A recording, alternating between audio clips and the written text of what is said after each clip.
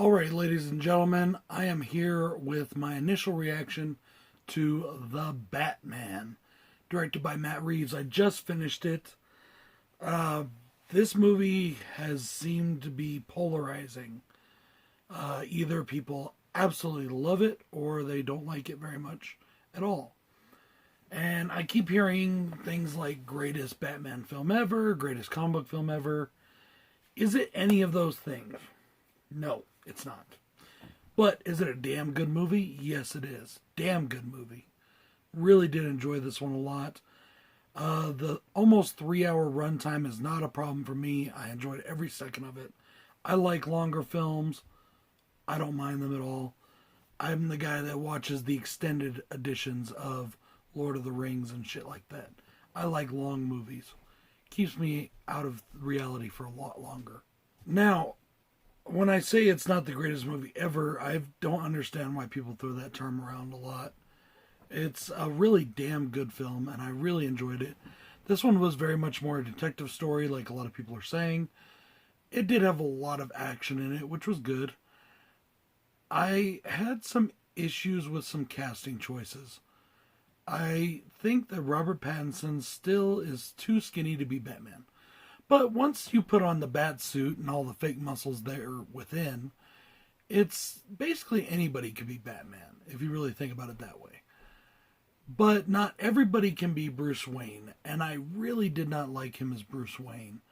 I also didn't like the look of Bruce Wayne. I'm like, Jesus Christ, how emo can they get?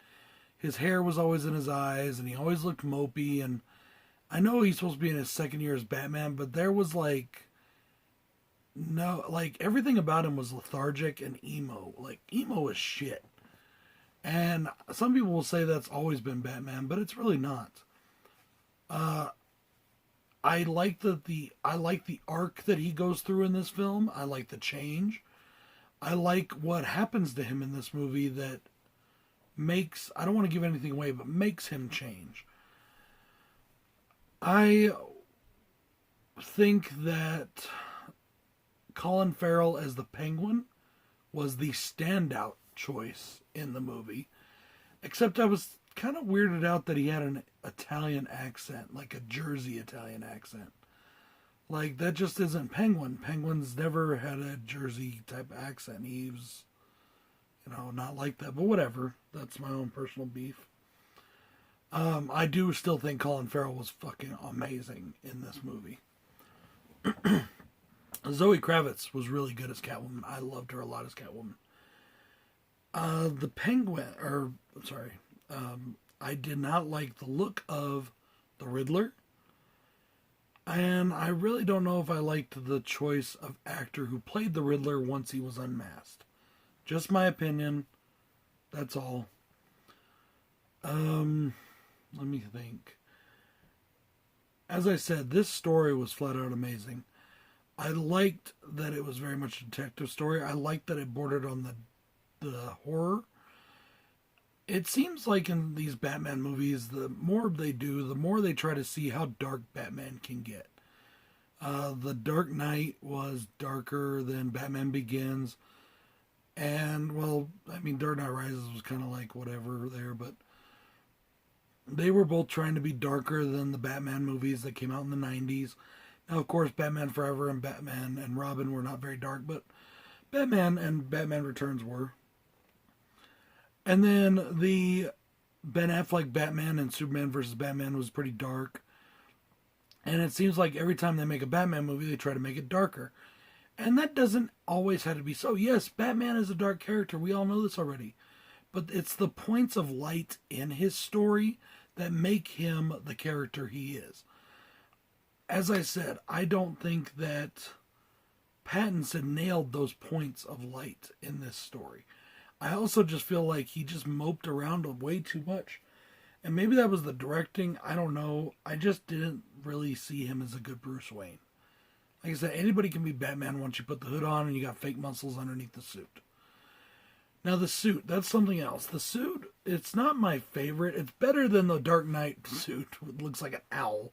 It's definitely better than that. Not quite as good as the Batman Begins suit. Or, in my opinion, either the Batman '89 suit. better than the bat nips. Always better than the bat nips. I really enjoyed the music in the movie. There's a lot of classical music. And the climax of the film, there is some almost Star Wars style music going on.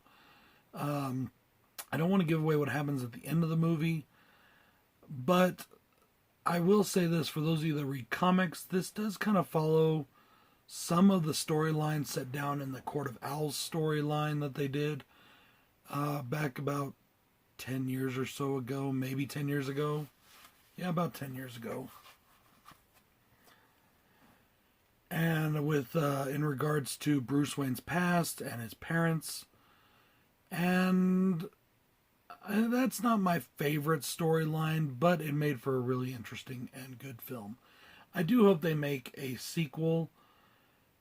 We did get a kind of a, not really a surprise for those that have seen it, but, or for those that have read spoilers about it online. There was a bit of a introduction at the end of the movie.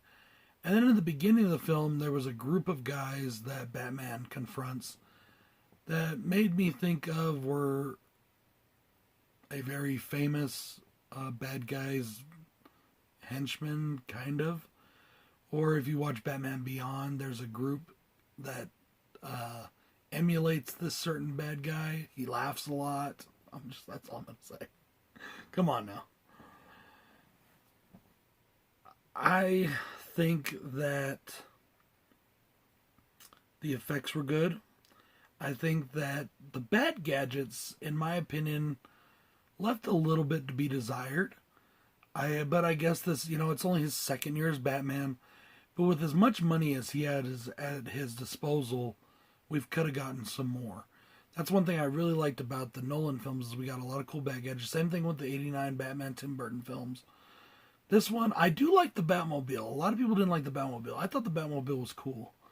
I like his motorcycle. I don't like him stuffing his bat suit stuff into a backpack and taking off basically as Bruce on the motorcycle with some black eyeliner.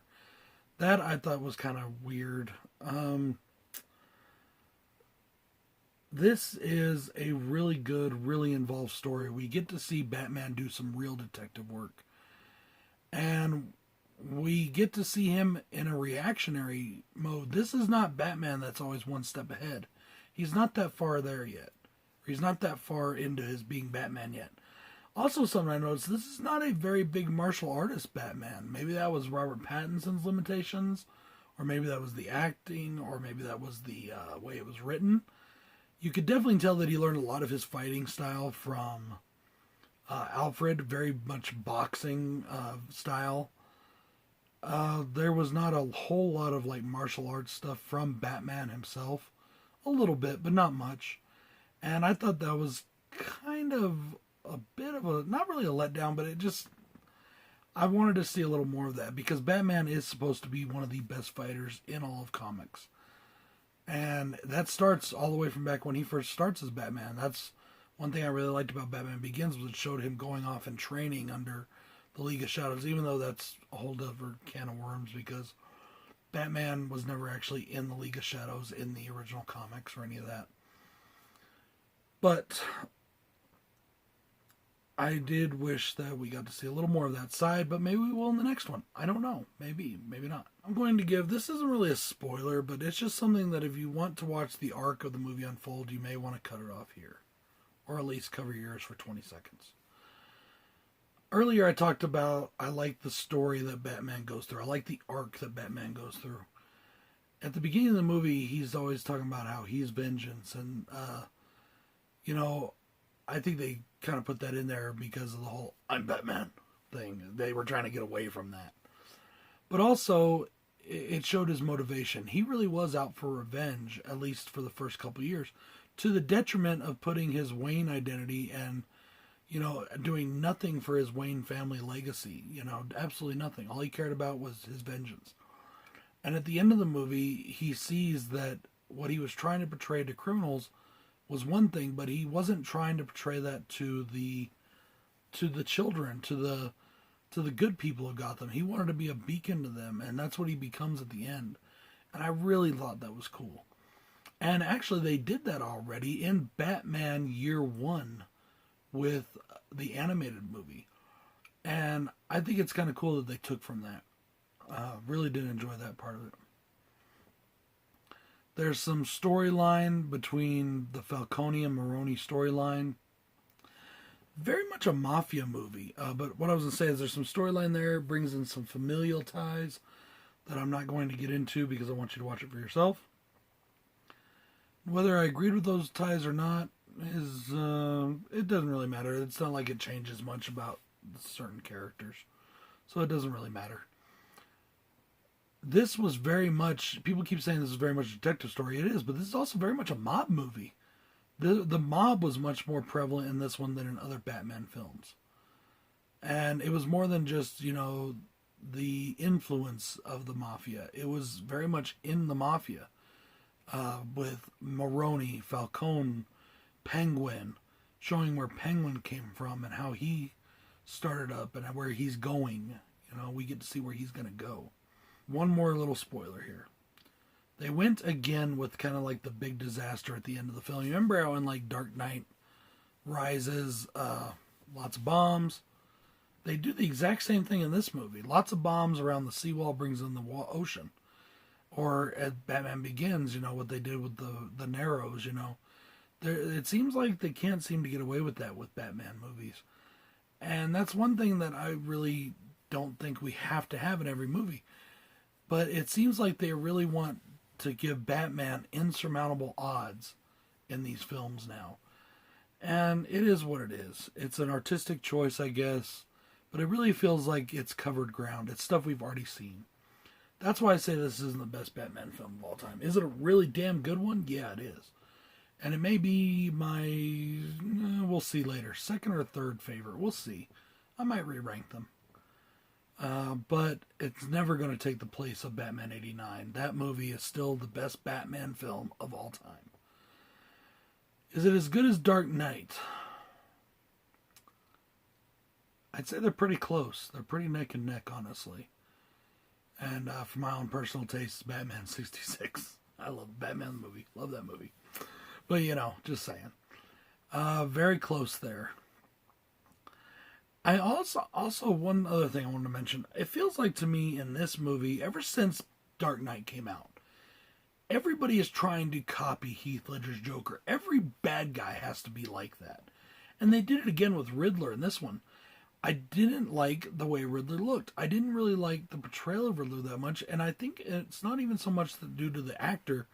It's due to the fact that they changed him to make him more like the Joker is in Dark Knight, to make him more of an anarchist, to make him more of he just wants to see the world burn kind of guy, where that to me was never the Riddler's character. I feel they really took the Riddler out of character, and I really didn't think that was the best choice. But again, that's just my opinion. Still one hell of a movie.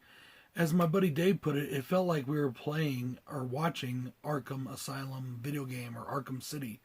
It really felt like that. And, oh man, there's one moment where me and Danny both, we were watching it together. We were like, oh, damn. Just small, not even, this isn't a spoiler, but it's just something for you to watch in the movie. Batman, he has almost like this flying squirrel type suit thing going on with his cape instead of the big wings or whatever. Maybe they were trying to make it a little more realistic or something, I don't know. But he's going, he's flying. Then all of a sudden this little chute comes out the back to kind of help slow him down. Well, it hits a bridge and it gets wrapped up and it flips him around and bam! Knocks him on the bottom of the bridge and then onto a bus. And I was like, oh, shit. Looked like it should have broke him in half. There also was a scene at the end that made me wonder that Batman he's incapacitated pretty good. He was just hit point blank in the chest with a shotgun. And he's pretty much out. And somebody else is in trouble, and he takes a vial out that's got some green shit in it, and he stabs it into a little portal in his thing that honestly probably leads to skin, and he injects himself with what I'm assuming was some sort of adrenaline, but it was green. And that made me think of Venom, especially because he rages at that point.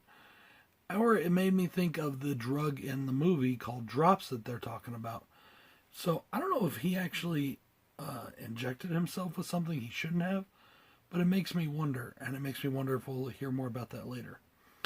Guys, I did think this was a killer movie. I really did enjoy it. I think Robert Pattinson may not have been the best choice, but he did a serviceable job in the bat suit. Didn't like him so much out of it. Andy Serkis as Alfred was pretty good. I personally wouldn't have mind seeing somebody else, but he was pretty good. As I said, the Riddler, I wasn't thrilled with the casting on him. I wasn't thrilled with the casting on Batman. Zoe Kravitz as Catwoman is amazing. Colin Farrell is amazing. It's kind of weird hearing him with an Italian Jersey type accent, but whatever. Guys, check out The Batman. It is available on HBO for free to stream if you didn't get a chance to see it in theaters. And I can't wait for it to come out on DVD, Blu-ray, so I can get it. This is Bronco Juggalo saying peace.